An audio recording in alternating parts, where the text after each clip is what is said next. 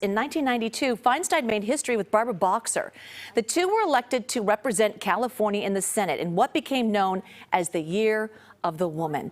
And Katie Nielsen spoke with former Senator Boxer today about breaking the glass ceiling in Congress and her colleague's legacy. A lot to be told. Katie. There was so much that we had the chance to discuss with Senator Boxer, and she admitted it was Feinstein who had the name recognition as they both ran for Senate. And Boxer says it was Feinstein who helped her across the finish line. When Senator Feinstein and I ran, we ran on the same ticket because their two seats happened to be up at the same time. Former Senator Barbara Boxer says she will never forget the way Dianne Feinstein helped her during that 1992 election when both women were elected to the Senate. The prejudice was so ridiculous. People would say to me, I'm voting for Dianne. I just couldn't vote for another woman, though. Her famous line, she would say, is 2% may be good for the fat content of milk, but it's not good enough in the Senate because there were only 2 women out of 100. Boxer says she remembers Feinstein most for her tenacity, especially when it came to her tireless push for the assault weapons ban, something that was not particularly politically popular when it was first proposed. I became mayor as a product of assassination. I'm aware of that. I found my assassinated colleague and put a finger through a bullet hole. Senator, I know something about what firearms can do. She never gave up, and everyone said, oh, you'll never get the votes. You'll never, the NRA is against you and so on.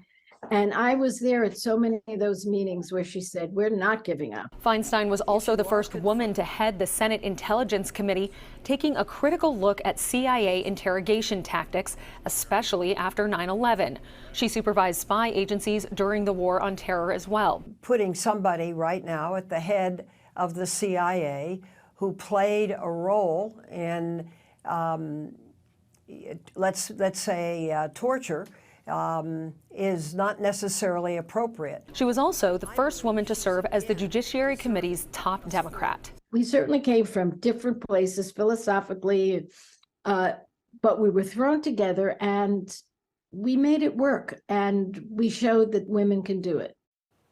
Now, Feinstein herself admits some of her last years in the Senate were tough, especially after losing her husband in 2022. You can imagine what a difficult time that must have been for her. Yeah, they had quite a partnership. You know, if you talk about what a legacy, and if we look at some of the things, the big ticket items, I mean, she's got some environmental issues that she's going to leave a legacy behind, correct? That was something that was really important to her in California. You know, she was actually able to get past the Desert Protection Act, which established Death Valley National Park, Joshua Tree, also the Mojave Desert, and that was 7.6 million acres of land that she was able to establish as national parks here in the state of California. She was also a very strong advocate for farmers, pushing for a lot of the flood control projects and also water rights. Yeah, so true. She's so personable. I feel like it was yesterday when I sat around a table with her and some other colleagues and had the rare opportunities to have dinner with her. She knew everyone's name, and she spoke to you as if you were the most important person in the room. And that's a gift, because a lot of politicians, you know, can talk about themselves, and she didn't. I just had to share that because it was quite remarkable. She's quite a woman, and I think that, you know, it's going to be really telling to see what happens in the next 2 years